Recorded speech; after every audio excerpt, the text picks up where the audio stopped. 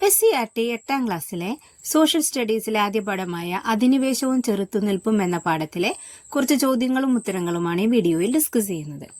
ആദ്യത്തെ ചോദ്യം, കടൽമാർഗം ഇന്ത്യയിലെത്തിയ ആദ്യത്തെ യൂറോപ്യർ ആരാണ്? കടൽമാർഗം ഇന്ത്യയിലെത്തിയ ആദ്യത്തെ യൂറോപ്യർ പോർച്ചുഗീസുകാരാണ്.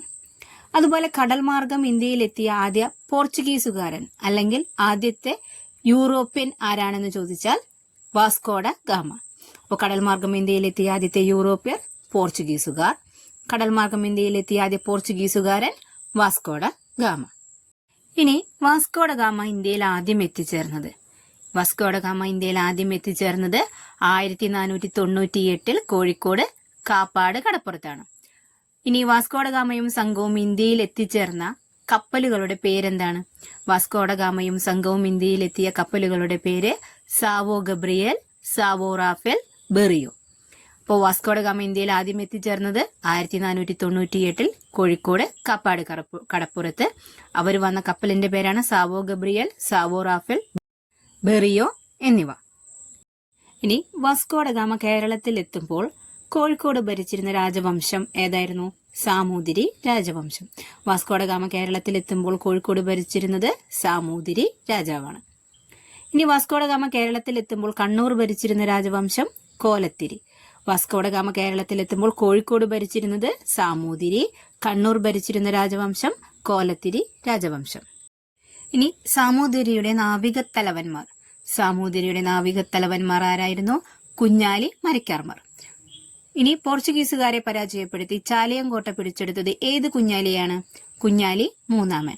പോർച്ചുഗീസുകാരെ പരാജയപ്പെടുത്തി ചാലിയം കോട്ട പിടിച്ചെടുത്തത് കുഞ്ഞാലി മൂന്നാമൻ. അതുപോലെ ഏത് കുഞ്ഞാലിയെയാണ് പോർച്ചുഗീസുകാർ ഗോവയിൽ വെച്ച് വധിച്ചത്? കുഞ്ഞാലി നാലാമൻ. സാമൂതിരിയുടെ നാവികത്തലവന്മാർ കുഞ്ഞാലി മരക്കാർമാർ, പോർച്ചുഗീസുകാരെ പരാജയപ്പെടുത്തി ചാലിയം കോട്ട പിടിച്ചെടുത്തത് കുഞ്ഞാലി മൂന്നാമൻ, പോർച്ചുഗീസുകാർ ഗോവയിൽ വെച്ച് വധിച്ചത് കുഞ്ഞാലി നാലാമനെയാണ്. ഇനി കശുമാവ്, പപ്പായ, പേരയ്ക്ക, പൈനാപ്പിൾ തുടങ്ങിയവ പരിചയപ്പെടുത്തിയതാരാണ്? പോർച്ചുഗീസുകാർ. അപ്പോൾ കശുമാവ്, പപ്പായ, പേരയ്ക്ക, പൈനാപ്പിൾ എന്നിവ ആരുടെ സംഭാവനയാണ്? പോർച്ചുഗീസുകാരുടെ. അതുപോലെ തന്നെ അവരുടെ മറ്റു സംഭാവനകളാണ് മേശ, കസേര, അലമാര, ജനൽ, പേന, ചാക്ക് എന്നീ വാക്കുകൾ.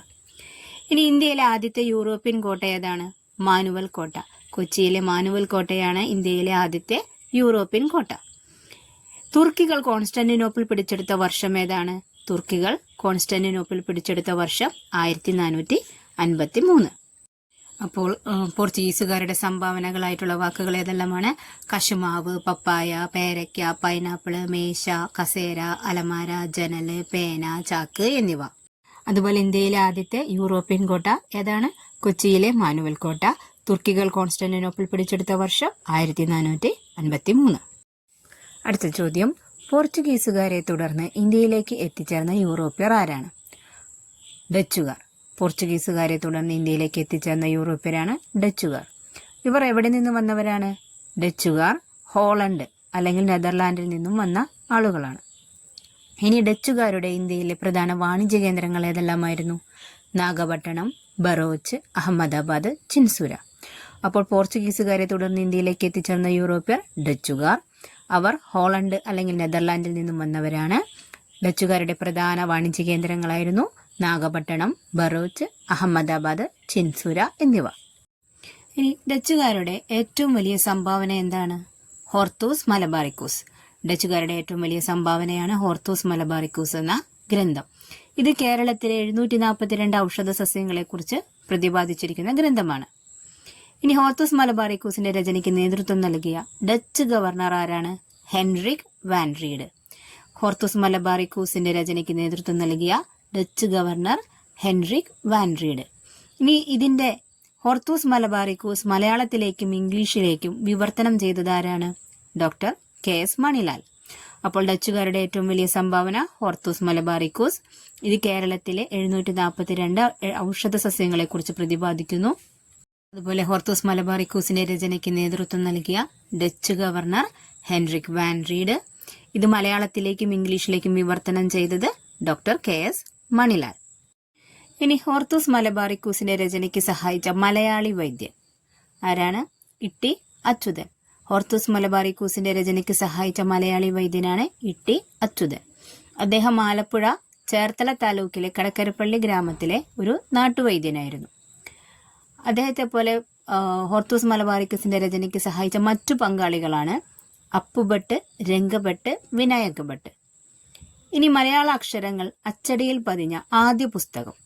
മലയാള അക്ഷരങ്ങൾ അച്ചടിയിൽ പതിഞ്ഞ ആദ്യ പുസ്തകമാണ് ഹോർത്തൂസ് മലബാറിക്കോസ്.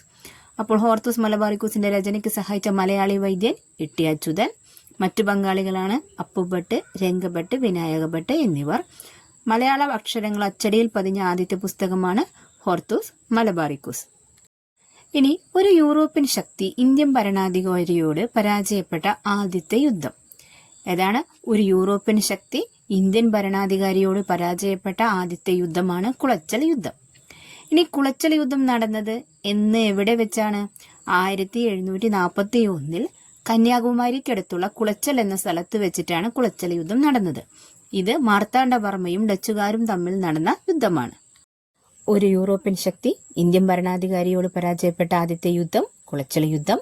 ഇത് നടന്നത് 1741 കന്യാകുമാരിക്കടുത്തുള്ള കുളച്ചലിൽ വെച്ചാണ്.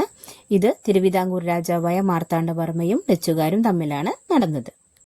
ഈ വീഡിയോ കണ്ടതിന് ശേഷം അത് പോൾസ് രൂപത്തിൽ ചെയ്തു നോക്കണമെങ്കിൽ അതിന്റെ ലിങ്ക് കമന്റ് ബോക്സിൽ പിൻ ചെയ്തിട്ടുണ്ടായിരിക്കും. വീഡിയോ ഇഷ്ടപ്പെട്ടാൽ ലൈക്ക് ചെയ്യുക, ഷെയർ ചെയ്യുക, സബ്സ്ക്രൈബ് ചെയ്യുക.